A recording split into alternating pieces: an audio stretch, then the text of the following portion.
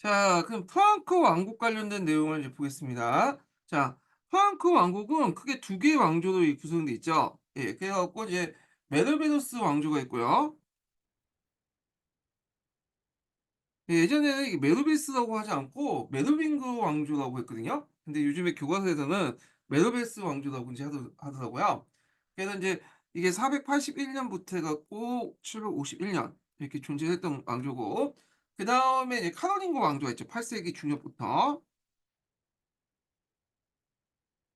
그래서 751 년부터 해서 987 년까지 이렇게 두 개 왕조로 이 구성이 됐다, 이렇게 보시면 될 것 같아요. 이 프랑크 왕국 여러분들 알다시피 인제 5 세기부터 시작해서 10 세기까지 거의 뭐냐면 500년 동안 유지가 됐거든요. 근데 다른 게노 왕조 같은 경우에는 금방금방 망했잖아요.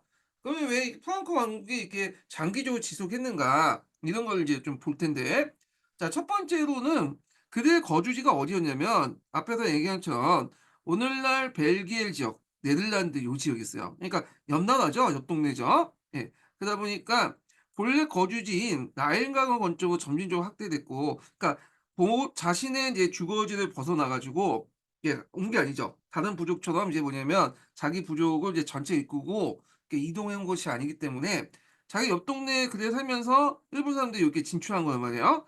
자, 그러다 보니까 게르만의 정통을 잃지도 않고 피의 정복민의 지배에 위한 인력과 물자를 요쪽 옆 동네에서 계속 본국에서 공급을 받을 수 있죠.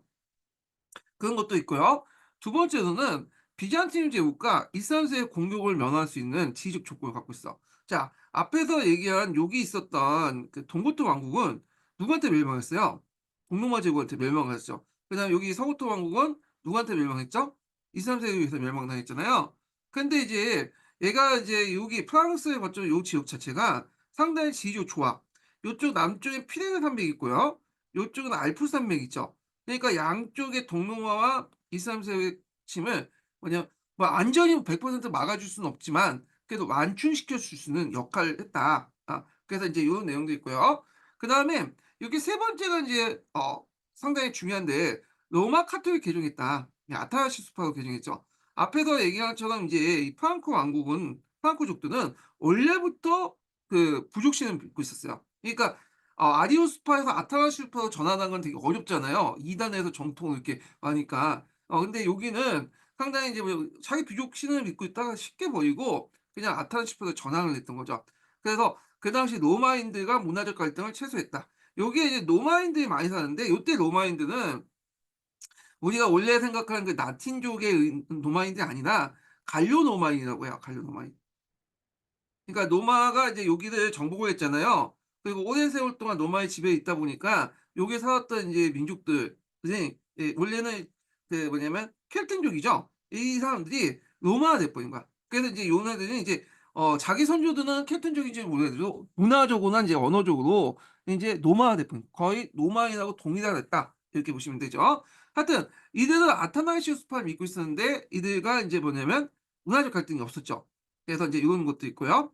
그다음에 이 정착지인 갈리아인들은 지방, 오늘날 프랑스 지역은 일찍이 농경이 발달됐고 노만 문화가 전파돼 국가 발전에 크게 유리했다는 거. 특히 프랑스는 농사가 되게 발달됐어요.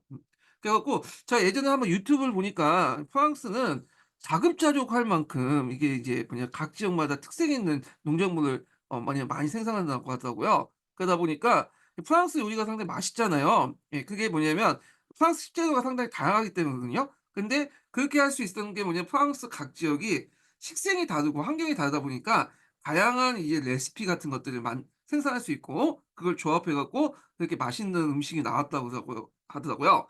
그만큼 이 프랑스는 상당히 이제 농사가 발달될 수 있는 어떤 음 지역적 조건을 가지고 있다, 이렇게 좀 보시면 될 것 같아요. 예. 자, 그래서 인제 이런 내용들 좀 기억을 해 두시고요. 그다음에 인제 뭐 친로마적인 성향을 가지고 있기 때문에 그런 것도 있거든요, 프랑크족이. 그래서 뭐 이건 중요하지 않았기 때문에 제가 뺐긴 뺐는데, 잠깐만 읽어 볼게요. 여기 중에 요 프랑크 왕국의 발전 과정이 친로마적인데 위협적인 존재가 아니기 때문에 부담감 없이 수용했고, 로마 귀족과 주교들이 남부에 기반으로 게노아 왕국의 위협을 받는 상황에서 카톨릭 세력인 프랑크족의 우호적인 태도를 보였다. 이런 것도 인제 뭐냐면 프랑크 왕국이 장기 지속적으로 인제 나라가 유지됐던 이유 중에 하나였다, 이렇게 보시면 되겠죠. 자, 그다음에 인제 메로빙고 왕조 넘어가겠습니다. 자, 프랑코 왕국의 첫 번째 왕조가 메로빙고 또는 교과서에서는 메르베우스 왕조 이렇게 돼 있는데 아마 이게 영어식 표기고 이게 아마 프랑스식 표기 같은데 모르겠어요. 하여튼 이렇게 이제 좀 약간 표기법이 좀 달라요. 하여튼 그 왕조를 세웠던 사람이 누구냐면 클로비스죠. 예. 그래서 이 클로비스 관련된 내용도 예전에 한번 기출문제 나왔어요. 이게 이 사람이 나온 건 "영토 확장을 했다." 이 아타나시파를 개종했고 내정을 정비했다 이렇게 있죠. 그래서 이제 영토 확장 과정에서 이제 여러 가지 전투가 일어났는데 이때 이제 서우투족들을 이제 쳐부셔 갖고 얘네들이 어디로 이동했냐면 스페인 쪽으로 이동했죠. 예. 그리고 아타나시파를 개종했다는 거, 내정 정비 관련된 내용도 있는데 요게 예전에 기출문제에 나왔다는 거 좀 기억을 해 두시고요. 그리고 그 밑에는 이제 그 뭐냐 클로비스 관련된 사료, 기출 사료예요. 예. 그래서 이제 여기 보면 클로비스는 신에 전능하신가 삼위일체를 믿는다고 고백하면서 있는데 삼위일체라는 것을 이제 아타나시우파죠. 그래서 인제 세례를 받았고 기름을 부음을 받았다. 보통 도유식이라 해 가지고 성경에 보면 보통 망들 같은 것들 있죠. 예. 그래서 인제 이런 왕들 임명할 때 인제 살란이 아니라 솔로몬이라든지 그다음에 제가 잊어먹었는데 그 전에 왕이 누가 있었죠? 하여튼 잊어먹었어요. 하여튼 그 왕들을 그 뭐냐면 할 때 보통 이제 선지자나 그런 사람들이 이제 기름을 부어 주잖아요. 자, 이런 이제 도유식 같은 것들이 상당히 왕이나 황제를 임명할 때 상당히 중요한 상징적 절차인데 당연히 이건 교회가 하는 거죠. 그래서 교회가 그걸 해 줬고 그다음에 그의 군사중 3,000명 이상이 세례를 받았다. 그다음에 이제 포아트에서 이제 쪼금 떨어진 부이에 평원에서 알라리 군대가 조우했다. 이 알라리 군대는 서고투족들이 이끌었던 부대죠. 이 전투에서 알라리는 아들 알마라니는 패배해서 어디로 도망갔다?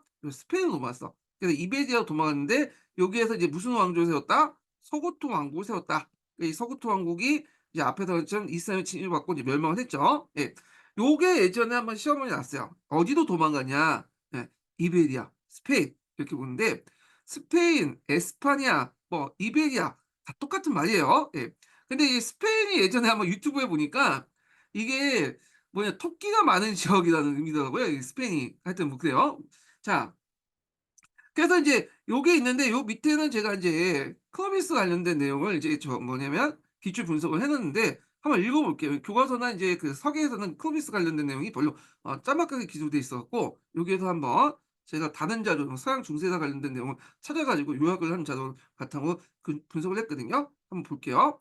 자, 커비스는 15살 어린 나이로 벨기에에 있는 프랑크족의 수장이 되었다. 그래서 소노마의 잔존 세력인 로마 장군인 시아그리우스를 공격해서 수왕성 전투에 승리했다. 뭐 이런 전투는 외울 필요 없어요. 이게 제 서양 중세사에 있는 내용들 적어 놨기 때문에 '아 이런 게 있구나.' 하고 넘어가시면 돼요. 그래서 공부하실 때 딱 상식적으로 볼 때 이게 문제 안 나올 것 같으면 그냥 넘기세요. 예. 넘기고 문제 나올 것 같은 것들만 해서 직감이라는 게 있잖아요, 직감.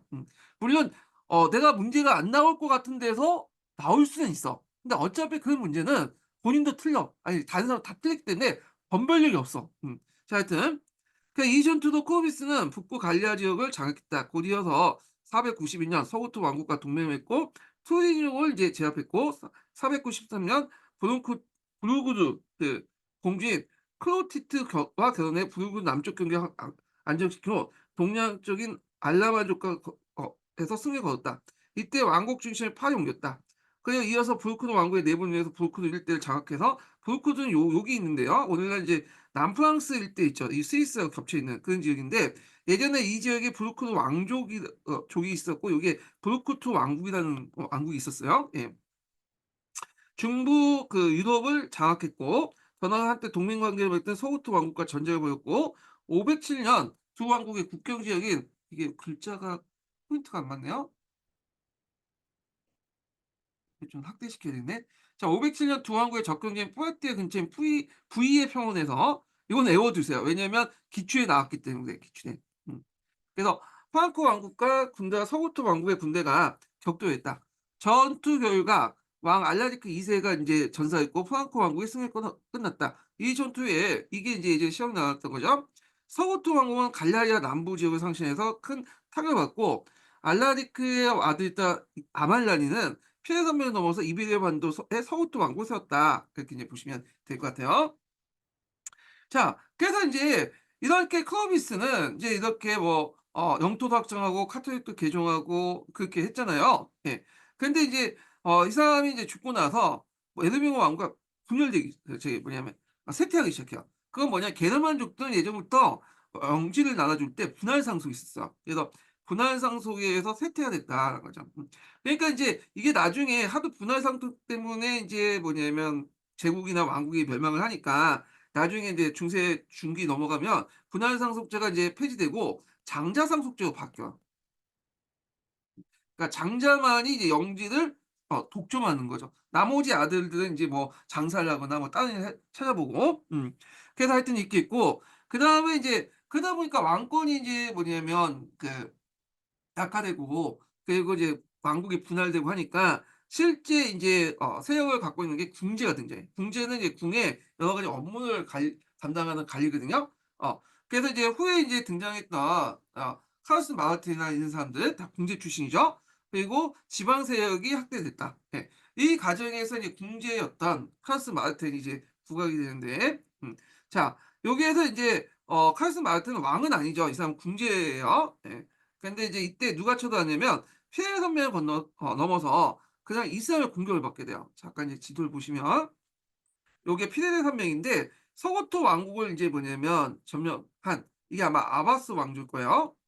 이 아바스 왕조 세력들이 여기 뚜르하고 뿌아티를 공격하죠. 이 남프랑스 일대요. 예.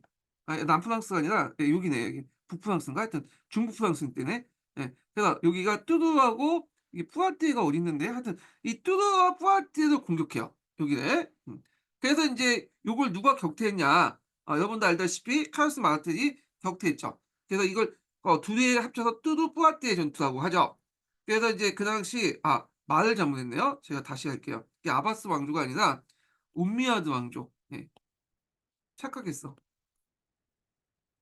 예.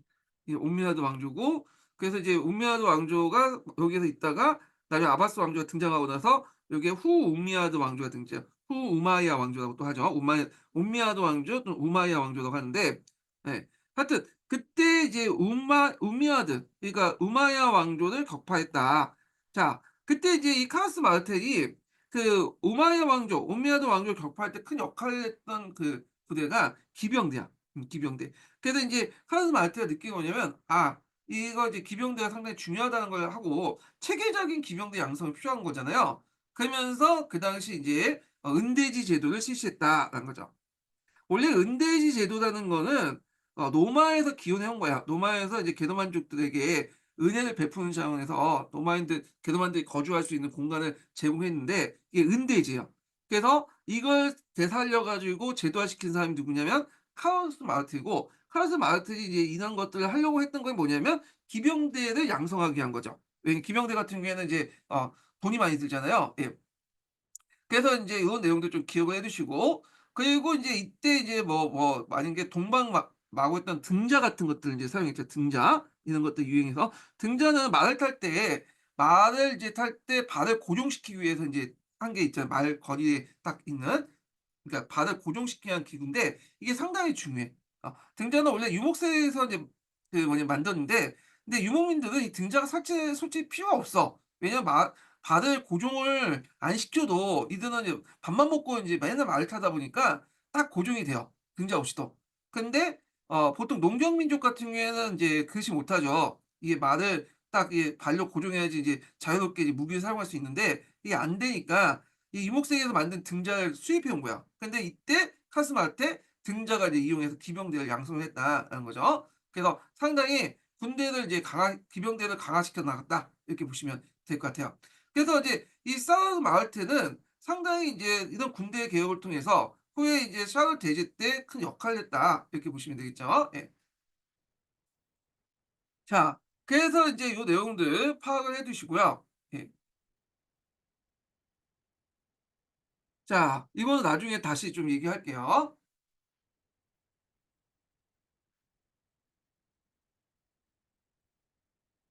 그래서 이제 카오스 마을트 때 이제 기병대 양성이 후에 인제 사르 대제의 군제력과 연결됐다. 그리고 인제 은대 제도하고 또 관련돼 있다. 이렇게 이제 보시면 될 것 같아요. 자, 그 밑에 보면 인제 교과서에 있는 내용인데 한번 볼게요. 자, 다음은 그레고리 2 세가 프랑코 왕국의 궁제였던 카를로스 마르테에게 보낸 편지이다라고 이제 했죠. 자, 여기 보면 "우리는 더는 롬바르족에 견딜 수 없다." 앞에서 했지만 로마 교황을 이제 계속 공격했던 민족이 롬바르드라는 족이에요. 북부 이탈리아에 있었던. 그래서 이제 "그들은 베드로부터 그의 모든 소유물과 당신과 당신의 선조들이 우리에게 준 것도 조차도 뺏어서 갔기 때문이다. 우리가 당신에게 도움을 요청하는 이유는 롬바르족을 우리를 증오하고 탄압합니다. 당신께서 베드로와 교회와 베드로의 교회, 우리 로마 교회죠. 우리에게 즉각적인 도움을 주신다면 많이 당신의 신앙과 사랑 그리고 의지를 칭송할 것입니다." 이렇게 했거든요. 자, 교황이 프랑코 왕국의 궁지에게 도움을 청하는 이유가 뭘까요? 네, 롬바르족 침략과 약탈 때문이죠. 자, 교과서수를 참조해서 자신이 카르로 마르테라고 생각하며 로마에게 답장을 써보자. 그래서 뭐 요거 내용을 한번 읽어보시면 될 것 같고요. 그래서 보통 그 롬바르족을 침입해서 이제 뭐냐면 했던 사람을 피피노 인식을 하고 있잖아요. 근데 그의 아버지인 카르로스 마르테부터 계속 뭐냐 그렇게 했다라는 거죠. 이렇게 해서 그래 갖고 요건 기억을 해 두시고요. 이런 관계 이때 카르로스 마르테하고 교황하고 유착이 됐죠. 그래서 이걸 정교 유착이라고 해야 되나? 이런 관계가 피핀으로 연결되고 피핀이 다시 카르스 대제도 이렇게 연결된 거죠. 예. 그래서 카르스 마르테부터 해서 교회에 어떤 보호를 해 주고 그리고 또 인제 교회는 그 대신에 이 카르스 마르테나 피핀, 카르로스 대제 등의 역대 그 궁제나 어떤 역대 왕들의 어떤 정당성을 부여해 주는 그런 상호적 관계를 이루었다. 이렇게 보시면 되겠죠. 자, 그다음에 카르로스 마르테는 이제 궁지였지만 그 아들이었던 이제 난쟁이 핀핀은 왕이 되죠. 예. 그래 갖고 이때 왕이 될 때 제일 중요한 게 교회의 승인이야. 예. 왜냐면 왕이라는 것은 하늘에서 내려온 거잖아요, 예전부터. 그렇기 때문에 신도 있어야 되지만 명분도 있어야 돼, 이 명분. 예. 명분이라는 것은 이제 권위죠. 그 명분 권위가 없으면 신만 가지고는 왕이 될 수 없어요. 왜냐하면 자기가 이제 뭐 힘이 있다고 해도 그 내가 왕이라고 그 선포하는 그 순간 많은 정적들이 그걸 핑계로 해 가지고 자기를 공격하잖아. 그럼 여러 명이 공격해 오면 내가 당할 수가 없죠. 그러다 보니까 사람들을 설득할 수 있는 뭔가의 명분을 필요하죠. '내가 하나님으로부터 어떤 왕이 되는 명을 받았다.' 그때 이제 교회가 그 명분을 제공해 줬다. 그래 갖고 인제 왕조 개척의 어떤 정당성을 마련해 줬다. 이렇게 보시면 되겠죠. 근데 세상에는 공짜가 없죠. 이렇게 해 줬으니까 뭐 교황한테 뭐는 줘야 될 거 아니야. 그러니까 인제 교황이 제일 인제 싫어했던 민족이 어떤 민족이에요? 롬바르족이야. 얘네들 맨날 얘네들 인제 아리우스를 믿었기 때문에 교황을 별로 안 좋아해.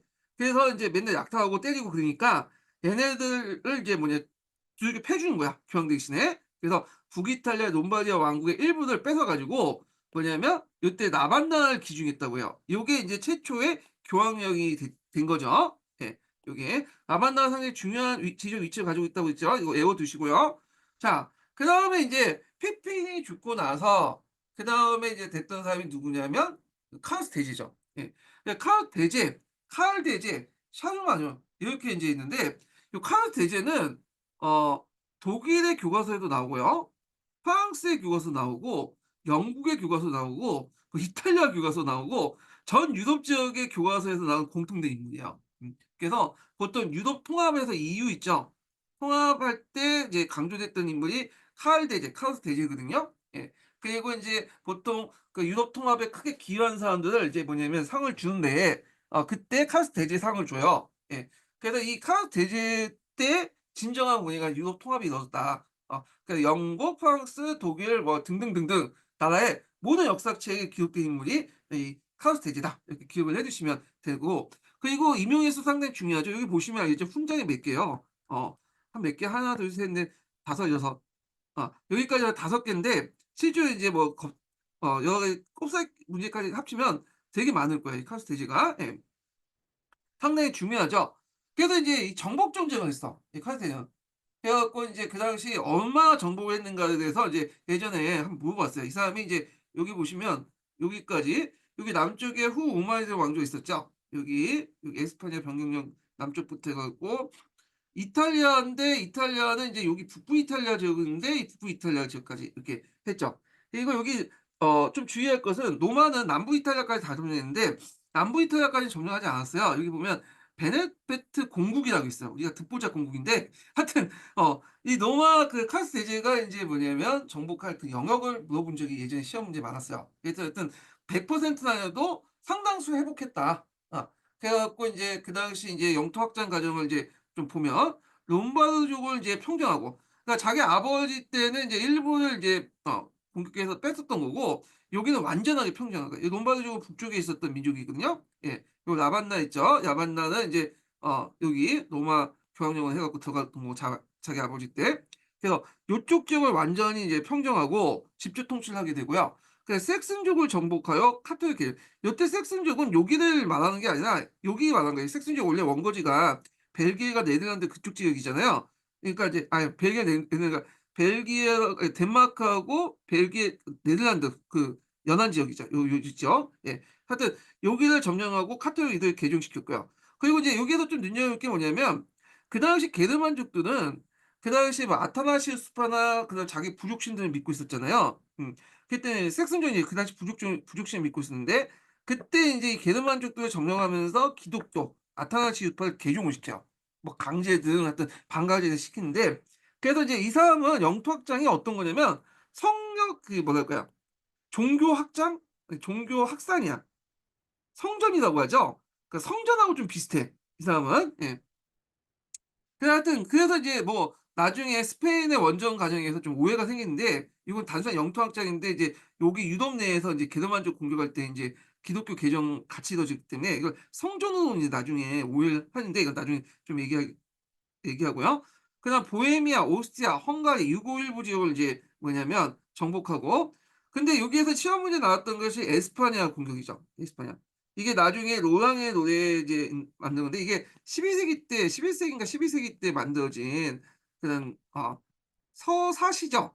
예. 그래서 인제 이게 그 모티브가 됐던 건데, 요 관련된 내용이 예전에 기출문제 나왔기 때문에 요것만 좀 볼게요. 스페인 원정 관련돼서 내용 보겠습니다.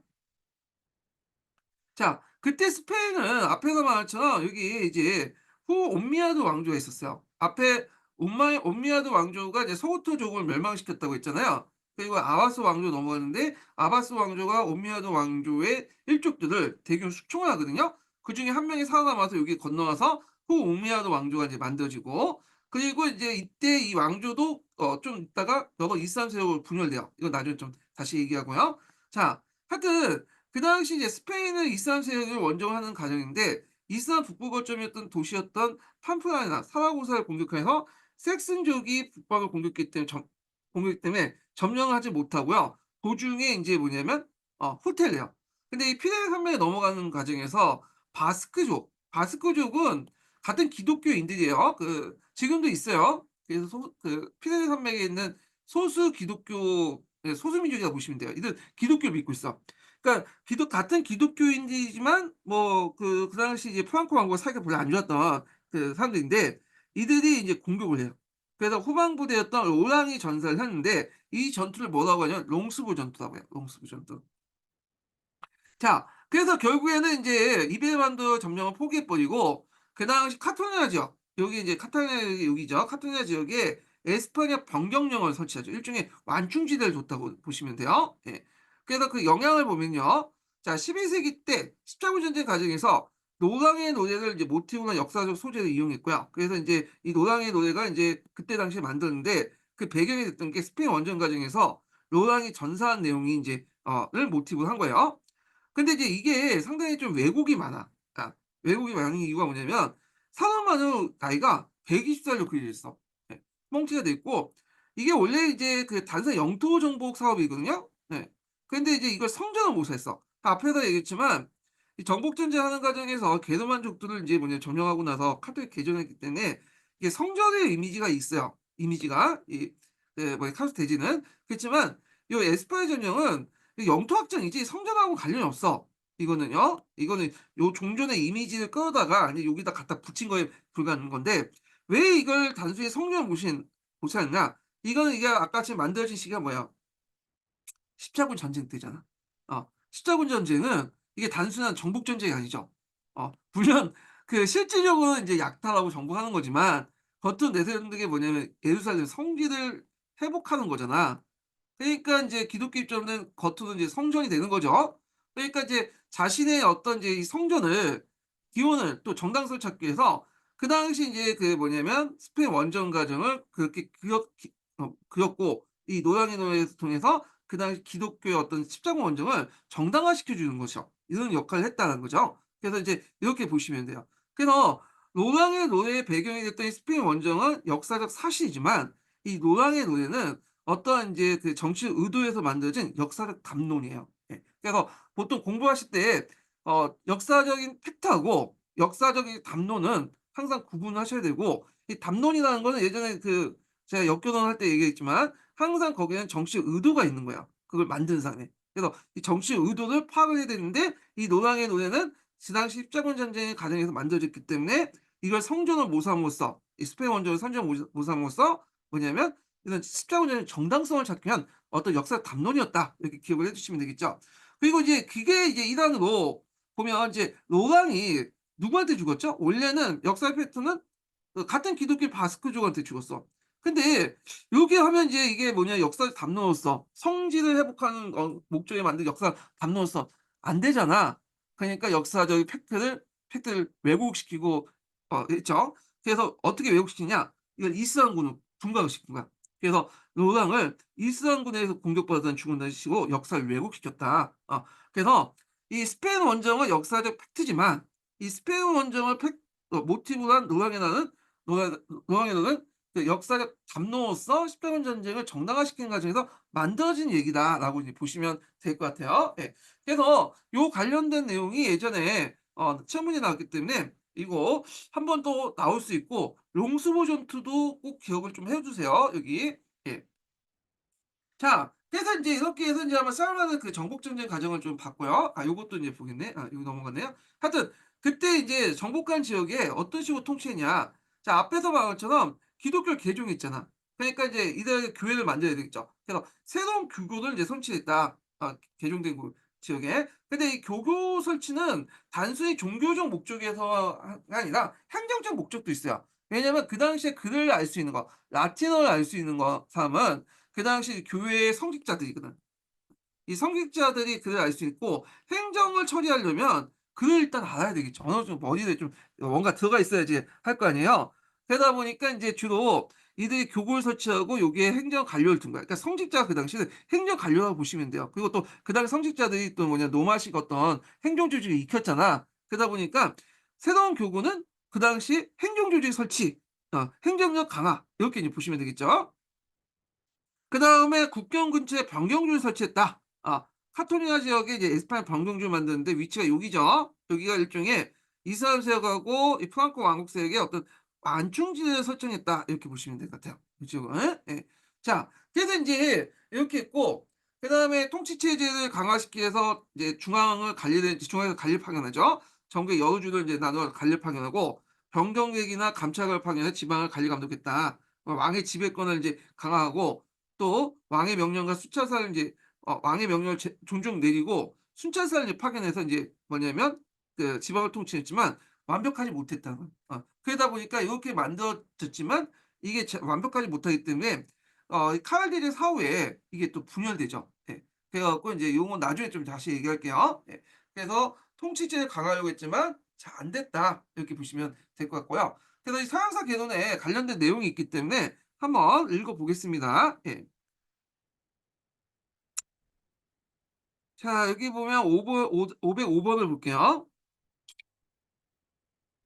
자 민족 이동 이후에도 사회적 정치 혼란 후 지방 분권적 경향을 조장시켜 주백도 상당한 독립성을 유지했다.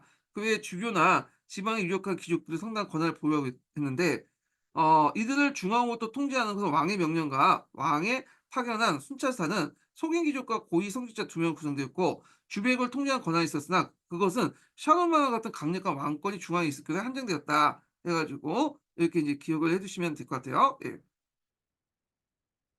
그래서 인제 주의 관리를 파견해서 지방 관리를 감독을 했지만 앞에서 말했던 샤르마르 때나 가능했던 거고 그 후에는 안 됐다. 이렇게 보시면 되고 자 문화 정책을 보시면 볼게요. 자 문화 정책 관련돼서 나온 것이 카로링고 르네상스죠. 예.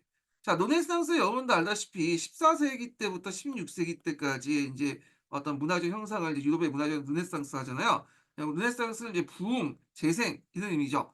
그래서 이게 단순히 14세기, 16세기에서 국한된 게 아니라 되게 보면 이제 어떤 문화가 부흥하고 할 때 썼던 일종의 일반 명사 정도의 의미로 이제 쓰이거든요.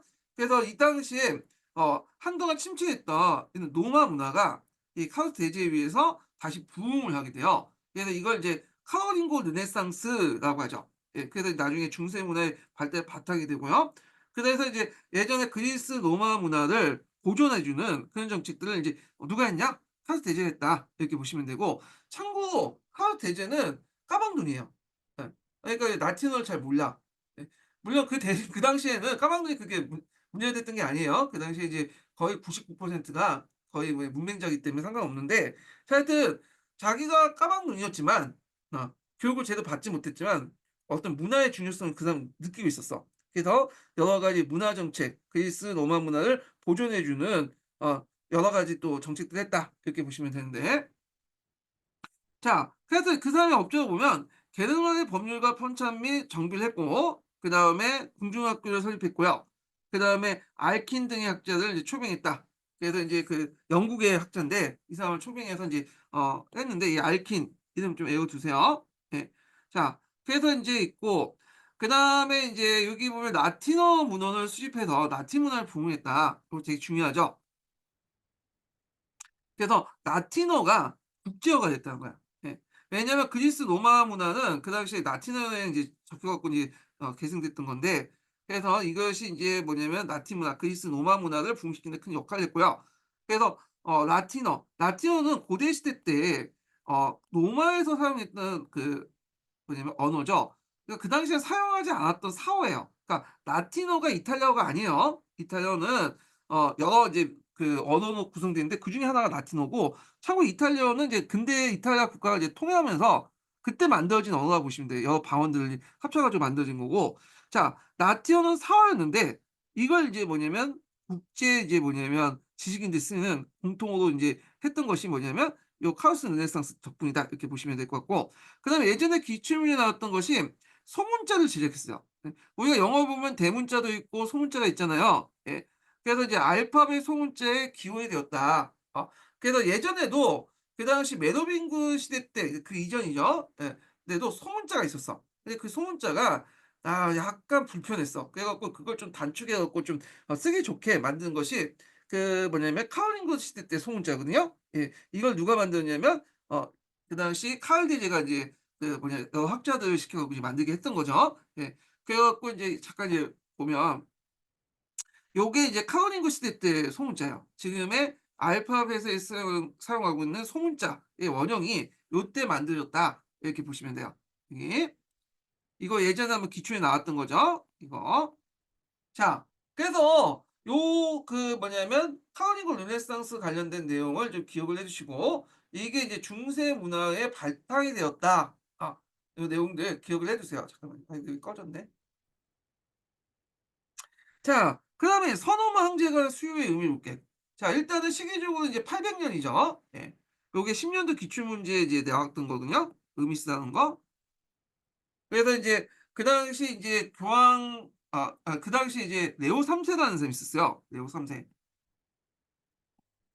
그 당시 그 레오 3 세가 뭐냐면 그 로마 귀족들하고 대립하고 있었는데 기습을 받아 갖고 결국에는 말에 끌려 나와 가지고 뭐냐면 어 그 이 사람의 눈알을 뽑고 허를 자르려고 했는데, 이때 이제 그 뭐냐면 네오 3 세가 거우 간신히 도망갔었어. 그때 이제 누구와 도망을 이제 갈 때 네오 3 세가 도망가고 나서 누구의 이제 도움을 받았냐면 카라스의 도움을 받았어요. 예, 도망가고 나서. 그러니까 카라스 호의를 받고 다시 노마로 인제 이렇게 들어오게 되거든요. 그러니까 자기가 죽을 수 있었고 그 도망쳐 나와서 이제 뭐냐면 그 카라스가 자기를 도와줬잖아요. 죽을 수 있는데 이제 일단 도망쳐 나와 가지고 결국엔 카루스 보호에 들어가서 했고, 카루스의 도움을 받고 로마로 다시 돌아갔거든요. 그래서 얼마나 고마워. 그래서 1년 뒤에 800년 11 월에 카루스가 다시 이제 로마에 오니까 그 사람을 이제 마중하면서 이제 성 베드로난에 12월 25 일이죠. 예. 12월 25 일, 800년 12년 25 일에 날 그게 뭐냐면 예배를 드렸는데, 그때 갑자기 깜짝 충격을 보여서 이 사람에게 소노마 황제가 수유를 했죠. 레오 3 세가. 예. 근데 물론 이거는 이제 사전에 기획을 해 놓은 거죠. 근데 이제 일단 카르 대제는 이제 딱 갑자기 그 레오 3 세가 이제 그 서노마 황제가를 딱 주니까 갑자기 멈칫한 거야. 그러면서 막 기뻐했다. 그렇게 했는데 자 하여튼 이때 인제 이 서노마 황제라는 수요의 의미가 뭐냐. 일단은 이제 서울 유럽에 새로운 질서가 마련됐죠. 한때 게르만 침입에 질서가 없었잖아요. 그런데 이 서노마 황제의 수요는 서노마 황제의 서유럽에 새로운 질서를 마련했다는 거. 그래서 이걸 바탕으로 서유럽 문화권이 형성됐죠. 게르만 문화, 로마 문화, 기독교 신앙이 인제 결합됐고 그다음에 교황이 오랫동안 동로마 황제부터 뭐냐면 여러 가지 압박을 받았어요. 영향력이 있었죠. 왜냐면 동로마 황제가 명목상 교황을 많이 도와줬고 교황이 요게 이제 밑에 들어갔는데 인제 새로운 이제 파트너 정치적 파트너를 인제 보호해 줄 사람을 찾았잖아. 카르스 대제죠. 물론 카르스 대제 이전부터 인제 뭐냐면 카르타 마르테나 피프로부터 도움을 받았지만 이때부터 인제 뭐냐면 완전히 도움을 받고 동남아제 독립을 할 수 있었고 그리고 이걸 계기로 서유럽에서 속권과 교권이 분리되는 형상인 거야. 속권은 이제 황제권, 이건 로마 황제죠. 교권은 이제 교황. 그래서 보통 인제 유럽에서 중세 유럽은 이게 이제 종교하고 정치가 분리됐다고 했잖아요. 그래서 정치 권력은 황제를 대변하는 이제 이런 사람들이 하는 거고 그다음에 교권은 이제 교황이 하는 거고 그래서 이렇게 영적 세계와 세속적인 권력이 분화되는 것들이 있는데 이들은 또 협력하면서 또 대립하고 그러죠. 그래서 서양의 속권과 교권이 분리되어 이후 유럽 정치 과정에서 대립축이 형성됐다. 이렇게 이제 보시면 될 것 같아요. 그래서 이 교황 네오 3 세가 그 당시 이제 카르스 대제에게 이제 뭐냐면 그 카르스 대제에게 노마간을 서노마 황제관을 뭐냐 부여하는 그런 관련된 에피소드가 그 밑에 있으니까 한번 읽어 보시고요. 예. 자 그래서 인제 이런 내용들 이제 봤고요. 그다음에 넘어가서 그 프랑크 왕국의 분열하기 전에 콘스탄트 기진장 관련된 내용을 좀 보겠습니다. 요거 이게 왜냐하면 이제 교과서에 나왔고 앞에서 말한 선호마 황제관을 부여할 수 있는 권한을 이제 적혀 있는 그 뭐냐면 문서가 콘스탄트 기진장이거든요. 이게 인제 나중에 만든 위조 문서예요. 하여튼 그 내용을 볼게요. 요거는 심화 교재에 있어요, 심화 교재. 네. 자 이거 뭐 뒤에 제가 다시 편집했는지 모르겠는데 하여튼 여기 내용을 보면요. 자 도마 황제가 서유럽에 대한 지배권을 교황에 주었다는 내용을 담고 있는데 그 중세 유럽에서 교황권의 우위를 주장하는 근거로 인했다. 그래서 원래 인제 이게 콘스탄티누스 황제 이제 그 빈장이 원래 이런 식으로 이제 해서 없는 문서를 만들어낸 거죠. 그래서 이제 제작 배경은 이제 교황 스테반 2세 때 피피는 왕을 임명할 때 이제 사용했고 후에 또 그 선호마 황제가 임명할 때도 또 사용했죠. 예. 그 내용이 뭐냐면 콘스탄티누스 황제가 죽기 전에 제국의 반쪽을 잘라 갖고 교황한테 줬다는 거야. 그러니까 교황이 그걸 이제 바탕으로 뭐냐면 그 피핀도 왕을 임명하고 그다음에 카스테제도 선호마 황제로 임명을 했던 거다. 이런 식으로 얘기한 거죠. 근데 이게 위조됐죠. 이게 언제 위조됐다는 걸 이제 알게 됐냐면 그 당시 르네상스 시대 때 로렌체 발라라는 사람이 있어요. 이 사람이 문서를 분석해 보니까 이게 이제 만든 교황 측에서 만든 가짜 문서라는 걸 밝혀진 거야. 이 콘스탄트 기인장이. 하여튼 이 콘스탄트 기인장은 교황이 만들어진 것으로 그걸 통해서 그 당시 피피나 왕의 직위나 카르세제의 어떤 소노마 황제의 어떤 직위를 뭐냐면 정당화시켜 줬다. 그런 권한이 있다는 걸 교회가 일단 있다는 걸 이제 써 주면서 요게 이걸 근거로 해 갖고 교황한테 그런 권한이 있다는 걸 근거로 해 갖고 했다. 콘스탄티누스가 그 당시 로마 교황한테 제국의 반쪽을 잘라 줬기 때문에 그 반쪽의 가난을 자기 밑에 있고 당연히 그 가난 안에 있었던 피핀이나 카르스테제에게 왕이나 황제를 칭호를 줬다. 뭐 그런 내용이죠. 예. 자 그래서 인제 요 내용들 파악을 해 두시고 그다음에 넘어가서요. 프랑크 왕국의 이제 분열 과정을 이제 보겠습니다. 분열 과정을. 자, 여기 보면 프랑크 왕국이 이제 분열 보면요. 크게 이제 카르 대제 외에 이제 내분하고 분할 상속제에 기인했다. 앞에 말한 것처럼 게르만족들은 정통적 분할 상속제를 가지고 있었다고 했죠. 그래서 인제 있는데 자, 그래서 인제 그 사르마녀가 죽고 나서 누가 계승했냐면 장남이었던 누이 건공왕이 이제 계승했거든요. 근데 누이 건공왕이 또 죽었어. 그러니까 이제 그 밑에 세 명의 왕자들이 있었어요. 세 명의 왕자가 인제 또 3분이 돼요. 카르로스 대제가 있고 누이 경공왕, 이 누이 경공왕의 세 명의 아들이 있었죠. 그래서 그 당시 인제 찰스 대머리 왕이 있었는데, 그래서 이 찰스 대머리 왕이 오늘 서부 프랑크를 가졌고요. 그다음에 누이 독일 왕이 있었어요. 아버지 이름을 딴 것 같아. 뭐 누이 2 세라고 인제 같은데, 자 하여튼 누이 독일 왕이 동부 프랑크를 인제 갖고 되고, 그러니까 요쪽이 대머리 왕 요게 있으면, 동부는 그다음에 누이 독일 왕이 갖고 있고, 그다음에 인제 세 번째 말을 잘못했네요. 첫 번째 아들이 아니다 두 번째 아들이 찰스 대머리 왕인데 사부 프랑크고, 근데 막내 아들이 이제 뭐냐면 독일 독일 왕이네. 예. 하여튼 이 중부 프랑크와 여기 이제 일대 나머지 이제 그 네덜란드 뭐 요런 일대 있죠. 요런 일대. 요런 일대들을 이제 누가 갖게 되냐면 장자가 갖게 돼요. 예. 그래 갖고 인제 여기가 누구냐? 로테르가 갖게 돼요. 롯데로가 한계 칭호와 함께 선호 한계 칭호와 함께 여기 중간지대하고 요쪽 일대를 갖게 됐나 봐요. 그래서 네덜란드, 라인랜드, 롱게고 북부 이탈리아 요쪽 지역 있죠. 여기를 갖고 얘네 여기 갖고 여기 갖고 이렇게 나눠 가졌어. 예. 근데 이제 롯데로가 일찍 죽어 버리니까 그 당시 인제 또 이걸 나눠 가져야 되겠죠. 그래서 인제 또 나눠 갖게 돼. 그래서 앞에 인제 나눠 갖게 될 것은 베르덴 조약이 나눠 됐고, 얘가 장자 르테르가 죽으니까 그 땅을 나눠 갖게 됐는데, 이 땅을 이제 뭐냐면 메르셴 조약이라고 이제 보시면 되겠죠. 예. 그래서 이 베르덴 조약과 메르셴 조약을 계기로 해 가지고 뭐냐면 땅을 나눠 가졌다. 이렇게 보시면 돼요. 그래서 여기에서 이제 메르셴 조약을 좀 보면 루테르가 죽고 나서 그 땅을 이제 나눠 가진 과정에서 인제 했는데, 그래서 이제 그때 동부 프랑크 독일 지역이 이제 여기 지역이 됐고, 서부 프랑크 이거 안 돼 이거 잠깐만요.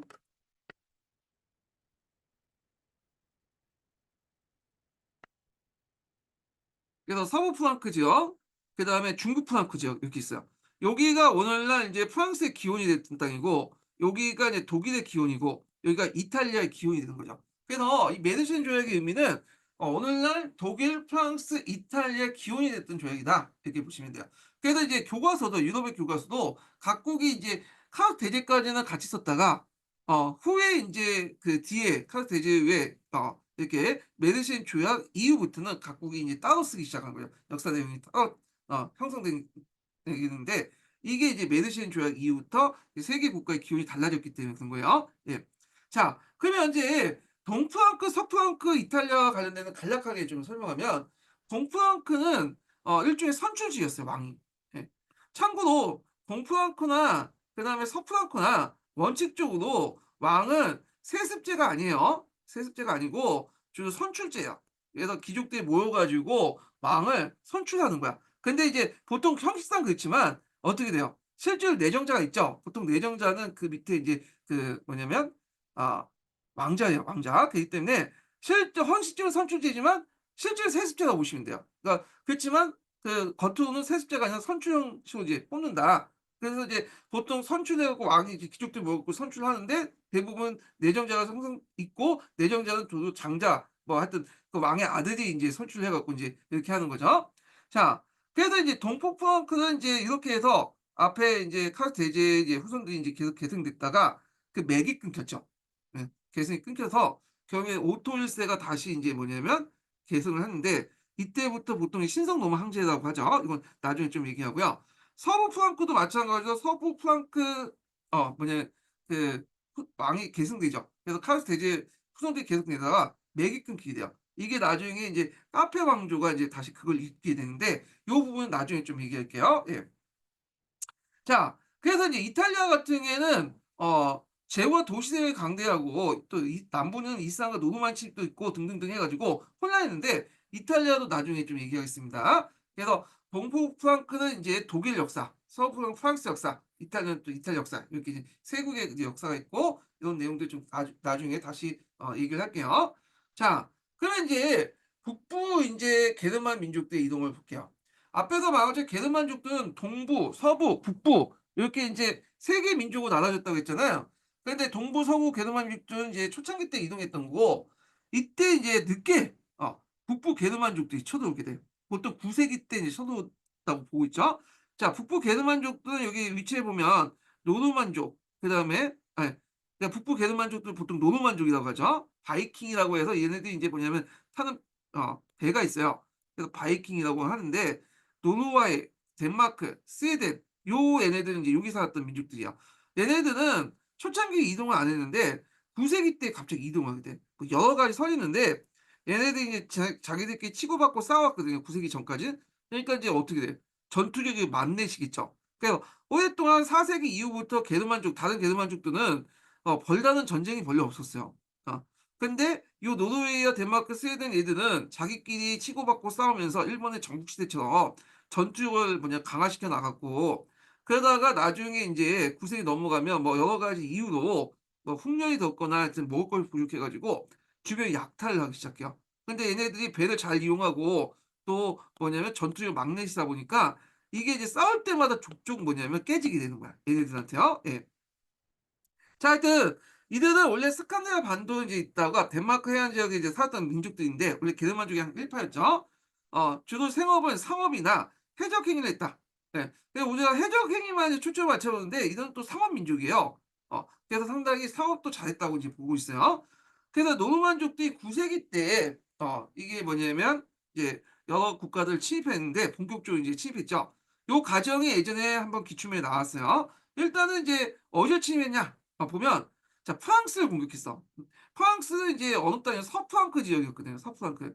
그래서 얘네들이 계속 이제 파리를 공격하고, 물론 파리 점령하지 못했지만 이제 계속 요 주변을 약탈하고 다니고, 그러니까 그 당시 서프랑크 왕이었던 카르로스 3 세가 얘네들을 좀 규제하기 위해서 그 당시 북부 지역을 약탈했던 노르만족 노드를 누구한테 노르만디 지역을 떼준 거야. "여기 너네는 인제 살라고. 그리고 내 신하로서 날 보호해 달라." 이렇게 하죠. 그래서 이게 노르가 옳거니 하면서 받아들였죠. 그래서 여기에 세워진 게 노르만디 공국이에요. 예. 그리고 기독교를 개종했어. 그래서 보통 인제 보통 뭐 서프랑크나 뭐 잉글랜드나 뭐 여러 이제 왕들이 노르만족들을 대할 때 자기 부하들한테 기독교를 개종시키거든요. 예. 그래 갖고 이 정책이 뭐냐? 원래 노르만족들은 여러 부족들로 구성돼 있잖아요. 한 개 단일 세계가 아니에요. 그래서 이 노드를 이용해 가지고 다른 노르만족들을 견제하고 한 거죠. 그래서 얘가 그 역할을 충실히 수행했어. 그래서 원래 노르만족의 특징이 뭐냐면, 약탈을 하면 이제 막 약탈을 하지만 한번 자기가 거기에 정착하면 그 문화에 적극적으로 받아들이고 수용하고 동화되거든요. 롤드도 마찬가지예요. 그래서 노르만디 공국을 세웠던 롤드는 다른 부족들 노르만족 쳐들어올 때 얘가 와서 이제 격퇴시켜 주고, 또 철저하게 또 기독교화되고 프랑스 문화를 적극적으로 받아들였어요. 그래서 나중에 월리엄이 노르만디 공국에 월리엄 있었죠. 이 사람이 잉글랜드 공격했잖아요. 그 나중 얘기인데, 이때는 이미 인제 이 사람은 노르만족이 아니야. 프랑스인이야. 프랑스인. 프랑스어를 쓰고 프랑스 문화를 받아들이고 프랑스의 어떤 정치들에 익숙했던 사람이에요. 예. 그래서 이 노르만족들은 한 번 정착해서 생활하면 그 지역의 문화를 적극적으로 수용해서 거기에 동화되는 성격이 있어요. 자, 그래서 로도도 마찬가지다. 여기 보시면 되고요.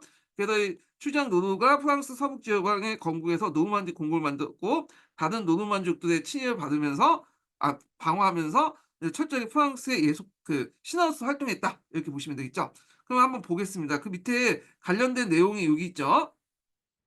이게 기출 예문이에요. 북부 지역을 약탈했던 노르만인 노르는 10세기 초 서프랑키아가 이제 서프랑크죠. 왕 카르 3세와 충성을 족구로 쌍무적 계약 관계를 맺었어. 봉건적 계약 관계를 맺었다고 이제 보시면 돼요. 그래서 노르만의 어떤 통치에 이임받았다. 이 지리적 위치가 여기죠. 영국 바로 맞은편에 있는 지역이죠. 자, 이 소식을 들은 파리 지역의 대제후 노베르는 롤루를 자신의 편을 끌기 위해 서한을 보냈고, 결국에 노르도 또 기독교를 또 개종했어요. 자, 완전히 프랑스 사람이 된 거야, 인제. 그래서 이 노드를 이용해서 다른 노르마인들을 변질시키는 그 역할을 했다. 이렇게 보시면 되겠죠. 그래서 인제 한번 좀 보면요. 자, 10 세기 초에 바이킹에 이제 쳐들어오자. 잠깐만요.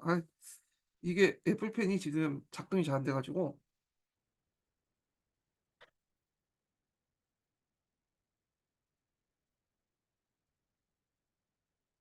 자, 그래서 프랑스 왕이었던 카르 3 세가 나자조 이거는 이제 제가 기출문제 예문에 발췌했기 때문에 이거 없어요. 자료에서 볼 수 있듯이 바이킹 지도였던 노르웨이에게 노만드 지방을 이제 하사하고 쌍무적인 계약 관계를 맺어 왕의 봉신을 삼았다. 그 루루는 기독교를 이제 개종의 개종이죠. 예. 예. 개종하고 서프랑크 지역에서 다른 바이킹 침략을 막도하였다. 노르만드 지방의 정착한 노르만족은 프랑스에게 동화되었다. 이후 잉글랜드에 침입한 노르만디 군 원리엄은 조상인 노르만족뿐이지 실제 프랑스 문화에 동화되어 프랑스어를 쓴 프랑스인이었어. 자기 조상이 그냥 그 노르만족이에요. 이미 이제 그 원리엄은 프랑스어를 쓰고 프랑스의 문화에 익숙하면서 프랑스의 정치 구조인 봉건제에 익숙한 완전한 100% 프랑스인이다. 이렇게 보시면 될 것 같아요. 예. 자, 그다음에 또 이제 예전에 또 시험 문제 나왔던 게 잉글랜드도 침입했죠. 예. 그래서 잉글랜드의 침입의 역사를 보면 덴마크에서 이제 덴마크에 이제 보면 이제 그 살았던 덴마크에 살았던 덴마크 욕이죠. 요 얘네들이 여기를 공격했어요. 예. 얘네들이 공격을 했는데 그래서 이제 이들을 이제 뭐라고 하냐면 대인이라고 해요. 왜냐하면 이제 하도 공격해 오니까 일부 땅을 떼어 줬죠. 여기 보시면 이제 여기가 데일로라고 하죠. 요 땅을 떼어준 거야. 떼어주고 요때 이제 뭐냐면 여기 웨센스는 뭐냐면 앵글색슨 칠왕조가 있었다고 했잖아요. 이 칠왕조 중에 제일 큰 왕조가 에센스 왕조였어요. 그래서 이 엑센스 왕조를 중심으로 해서 통화 왕국을 만들었거든요. 예, 요걸 얘기하는 거예요. 그래서 이 땅을 떼어주고 요 땅이 이제 뭐냐면 데일로라고 했어요. 데일로. 그리고 이제 뭐냐면 또 그 데이케트라고 해서 이제 요 지역에서 뭐냐면 뭘 수여죠? 대인세를 징수해서 그걸 이제 뭐냐면 대인족들에게 준 거죠. 바이킹 민족들에게 얘네들에게 대인세를 떼서 얘네 준 거야. 그래서 얘네들이 그거 갖고 좀 조용히 있으라는 거죠. 근데 이제 앞에서 얘기한 것처럼 이 노르만족 특징이 한번 그 지역에 딱 정착하면 완전하게 동화된다고 했죠. 이들도 시간이 지나면서 노르만족인 어떤 그 기질이 벗어지고 이제 완전 잉글랜드 동화돼 버려. 그래서 지금은 그냥 지역 명칭어만 남아 있어요. 근데 여기에서 또 끝난 게 아니에요. 나중에 또 덴마크에서 그 또 쳐들어와요. 그래서 한때 또 잉글랜드, 덴마크 연합왕국이 구성이 되거든요. 그건 나중에 좀 얘기하고요. 예. 그래서 이제 요 관련된 내용이 인제 있다. 이 대인로 관련된 내용. 요거 기출문제에 나왔던 거거든요. 예. 그래서 이거는 그 뒤에 11 세기 때 노르만디 왕 월리엄이 정복하기 이전에 있었던 거예요. 그러니까 200 년, 300년 전에 있었던 얘기고 예. 요거하고 착각하시면 안 돼요. 요거하고는 착각하지 마시고 심지어는 요 노르만디 공 월리엄은 노르만족이라고 하지만 실질적으로 이 사람은 거의 프랑스라고 보시면 돼요. 이미 이제 프랑스화된 노르만족이에요. 예. 그래서 이제 있고 잠깐만 이게 왜 이게 참 네 하여튼 자 그러면 요 관련된 내용을 제가 기출문제 분석에다 적어 놨거든요. 예. 요거는 서양사 개론에 자세히 안 나와 있어요. 착한 기술도 있고 그 사회인의 서양사나 뭐 이런 데 있죠. 중세 그 서양사 관련된 내용을 이제 제가 좀 정리해 가지고 좀 적어 놓은 거야. 여기 보면 자, 9세기 후반에 잉글랜드의 덴마크 지역의 해적들이 바이킹들이 쳐들어왔다. 당시 잉글랜드는 앵글색슨족들이 여기 지역이죠. 여기가 이제 웨일즈 지역이고 여기는 이제 어떤 민족이 살았냐면 브리튼족이 살았다고 했죠. 예. 노마된 그 켈튼족이고 여기 쫓겨난 거예요. 얘들이 이제 여기 지역을 이제 장악하고 있었는데 얘들이 또 쳐들어온 거야. 그러니까 앵글색슨 왕국도 얘네들 입장 그러니까 웨일즈 입장 볼 때는 어떤 거예요, 얘네들. 그러니까 이민족이야. 똑같은 이민족인데 하여튼 얘네들이 인제 있었는데 또 이렇게 또 새로운 이민족이 쳐들어온 거죠. 예. 자 이들 왕국 중에 중심적인 왕조가 에센스라는 왕조고 이 왕이 알프드 대왕이었다. 그래서 알프드 대왕이 이제 친왕국을 통일했던 사람이거든요. 그래서 이때부터 이제 어떤 간섭이 있었냐면 알프드 대왕의 후손만이 뭐냐 잉글랜드 왕이 될 수 있는 정통이 만들어진 거야. 예. 그래서 하여튼 이 알프드 대왕은 대인과 885년 협정을 맺고 영토를 확장했는데 그 영토가 요 기역지인 데일로였어요. 데일로였는데 데일로 지역에선 대인이 국제적인 법률이나 간섭 등을 이제 위해 독자로 살아갔다. 데일로는 독립자유론의 지역으로 직영제를 수반한 자원이 거의 없었다. 주의할 것은 잉글랜드 지역, 그러니까 그 당시 그 뭐냐면 웨스트민스터 중앙 통합 잉글랜드 그 지역에서는 장원제라는 걸 존재하지 않았어요. 그리고 오히려 봉건제죠. 봉건제가 이제 등장하기 시작한 거는 나중에 11 세기 때 원리엄이 인제 프랑스 노르만디 원리엄이 잉글랜드를 점령하고 나서 그 지역에 이식한 거고 그 지역과 그전까지는 노르만족이 이제 아니 그 지역까지는 그 지역에서는 봉건제가 존재하지 않았다는 거죠. 그래서 예전에 뭐 답을 "봉건제를 이식했다." 그럼 쓰면 안 돼요. 11 세기 이후야. 이건 11 세기 전이니까. 예. 어디까지 했어요? 예. 자 하여튼 그래서 인제 장원은 거의 없었다. 잉글랜드 왕들은 이들을 해유하기 위해서 잉글랜드에 데이켄트, 대인세를 징수하여 그들에게 주었다. 이 데이켄트는 인제 원래 목적은 잉글랜드가 인제 뭐냐면 대인들을 해유하기 위해 준 세금이었어요. 근데 이게 나중에 역대 왕이 또 대인세를 징수하는데 그때마다 달라요. 어떨 때는 인제 뭐냐면 군사비 목적으로 또 걷는 것도 있어요. 예. 대신에 기독교 개종을 요구했다. 요게 공통적이죠. 네. 그래서 보통 노노만족들이 기독교를 안 믿기 때문에 기독교 개종을 시켜서 일종의 정착시키는 목적에서 인제 한 거죠. 원래 대인세 기호는 중세 초기 바이킹의 약탈을 막기 위해서 그들의 공을 바치면서 그 공을 마저에게 걷던 세금에서 비롯됐다. 그 대인세는 시간이 지나면서 폐지됐는데 원룸이 다시 부활됐고요. 원래 목적과들의 국방세를 이제 징수했다. 자, 알프스가 되었던 에드워드와 손자 에텔스테는 데일로 지역을 타락하면서 에세스 왕국은 요 중앙에 있는 에세스 왕국이죠. 아까 지명한 거는 잉글랜드 전 지역을 장악할 이 통합 잉글랜드 왕국이 되었다. 자, 이 과정에서 데일로에 정착했던 대인은 잉글랜드가 동화되었다. 그렇지만 또 한 번의 또 그 공격을 받게 돼요. 두 번 그래서 이제 이때 2차 공격이 있는데 이때 덴마크였던 누구야? 카누트가 이제 공격해 와. 그래서 결국에 이 덴마크의 카누트의 그 자손과의 자손이 그 당시 뭐냐면 통합 왕국을 만들죠. 이 관련된 내용인데 좀 보면요.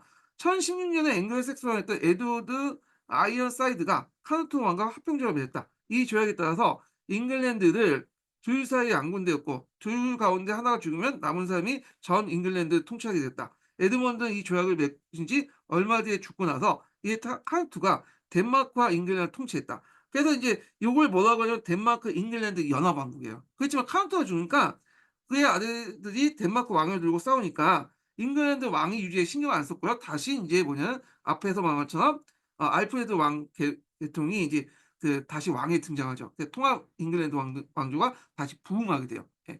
그래서 이제 이런 내용들 좀 기억을 해 두시고요. 그럼 요 과정을 좀 정리해 보면 일단은 원래 이 영국국 같은 게 켈트인들이 살았던 지역이죠. 예. 근데 또 노마가 여기를 침입했죠, 이 시저가. 그러면서 이 켈트인이 두 가지로 분화되죠. 그래서 하나는 로마의 그 영향을 받은 브린튼인가 예 잠깐만요. 아유 이게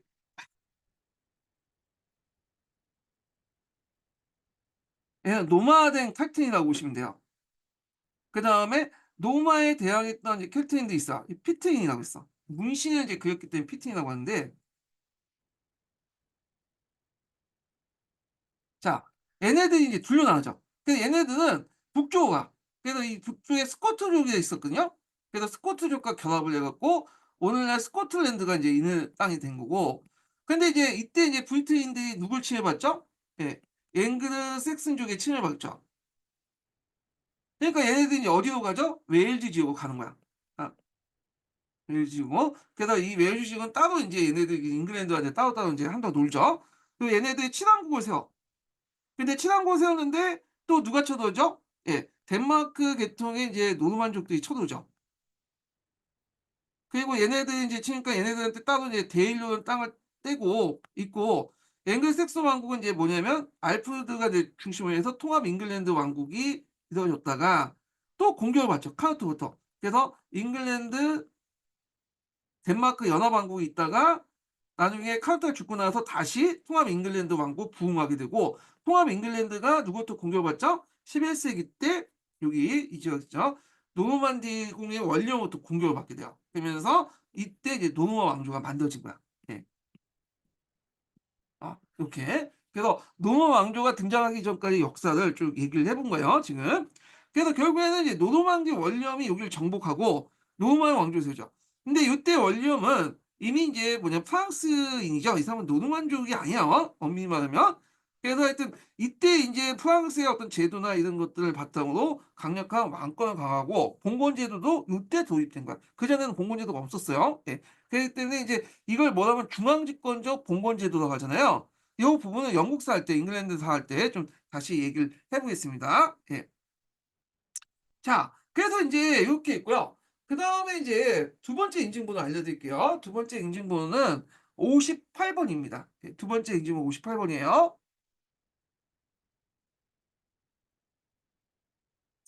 그다음에 양시칠리아 왕국을 볼게요. 자 양시칠리아 왕국은 요 지역이죠 지금. 요 지역. 시칠리아하고 요 나폴리 지역이 있었던 이제 지역을 이제 양시칠리아 왕국이라 이제 하는데 원래 그 시칠리아 지역은 이제 누가 장악하고 있었냐면 이슬람 세력들이 장악하고 있었어요.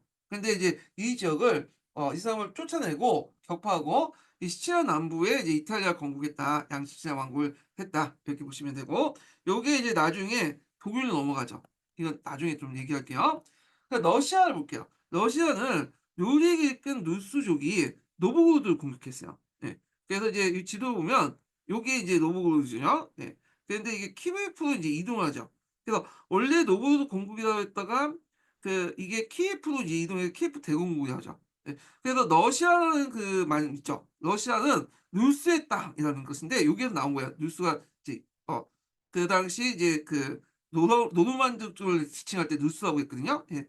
그래서 인제서 키예프의 땅. 그래서 이 키예프는 지금 키 키예프라고 하지 않고 이게 러시아 발음이 있고 키우라고 하죠. 지금 우크라이나어로. 예. 하여튼 키예프는 오늘날 러시아하고 우크라이나의 어떤 공통된 조상의 땅이라고 인제 할까요? 예. 그래서 인제 이렇게 했는데 최초의 러시아 국가가 이제 이때 형성됐다 이렇게 보면 근데 이제 러시아 역사에서는 제가 러시아 사람이 쓴 러시아 역사를 읽어 보니까 "느릭이 노르만족이 아니라 슬라브족이다." 이렇게 인제 썼더라고요. 예. 그러니까 러시아 입장으로 때는 좀 약간 이게 좀 자존심이 상한 거잖아요. 근데 이제 그건 러시아 입장이고 대부분 노르만족을 보고 있어요. 예. 누스의 땅. 예. 이 누스족이라는 뜻이 러시아의 인제 그죠. 느릭이 세운 누스이 세운 누스가 세운 땅에 대해서 러시아라는 말이 여기에서 나왔다고 보고 있고요.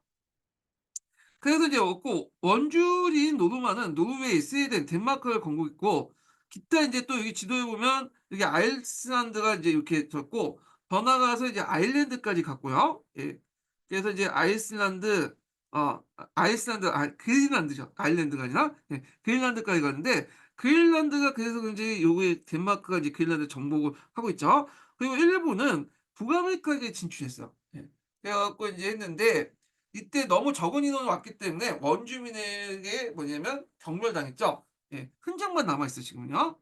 자 그래서 인제 근데 그 결과 보면 그 당시 이제 게르만족 노르만족들이죠. 노르만족들이 쳐들어올 때 주로 인제 하천이나 해로를 이용했거든. 그 과정에서 내륙 고통로가 이제 개척됐고 그다음에 일시적으로 뭐냐면 유럽 안정이 파괴됐어. 그러면서 이제 이때 나타난 제도가 봉건 제도예요, 봉건 제도. 그러니까 우리가 봉건 제도가 게르만족들의 이동을 통해서 한 게라고 잘못 아시는 분이 있는데 그건 아니고 노르만족들이 인제 이동하는 과정에서 특히 9 세기 때 노르만 외에도 마자르족, 이슬람 세력들이 또 공격해 왔잖아요. 예. 그 과정에서 인제 그 당시 중앙에 있었던 인제 프랑크 왕국이 붕괴되고 그리고 외부로부터 뭐냐면 공격이 들어오니까 자기를 보호하기 위해서 자기 자신과 토지를 보호하기 위해서 주변에 이제 강력한 세력들 이렇게 붙게 되죠. 그래서 중앙의 구심력이 무너지고 지방의 원심력이 형성되는 과정에서 형성된 게 봉건제도다. 물론 봉건제도의 이제 뭐냐면 요인이 됐던 것은 이미 예전부터 있었지만 우리가 생각하는 봉건제도는 9 세기 때 이후부터 형성된 게 봉건제도예요. 예. 자 그 외에도 이제 노르만족들 외에도 또 유럽에 여러 민족들이 출현해요. 그중에 인제 제일 중요한 게 아시아 계통 민족인 마자르족이죠. 이 마자르족. 이 아시아 계통의 유목 민족들이야. 그래서 인제 있는데 헝가리를 세우죠, 헝가리. 그래서 이 헝가리 같은 경우에는 문법 구조가 인도 유럽 구조하고 좀 달라요. 우리나라의 문법 구조하고 비슷하죠. 우리나라하고 비슷비슷해요, 예 문법 구조가. 그래서 인제 있고 그래서 헝가리족은 인제 도나우강 중류계곡을 차지했고 그다음에 인제 아바르족하고 이제 결합돼 갖고 천년경에 헝가리 왕국을 만들었다. 근데 헝가리 사람들은 인제 딱 보니까 이거 아시아 계통이 아니라 유럽인이잖아요.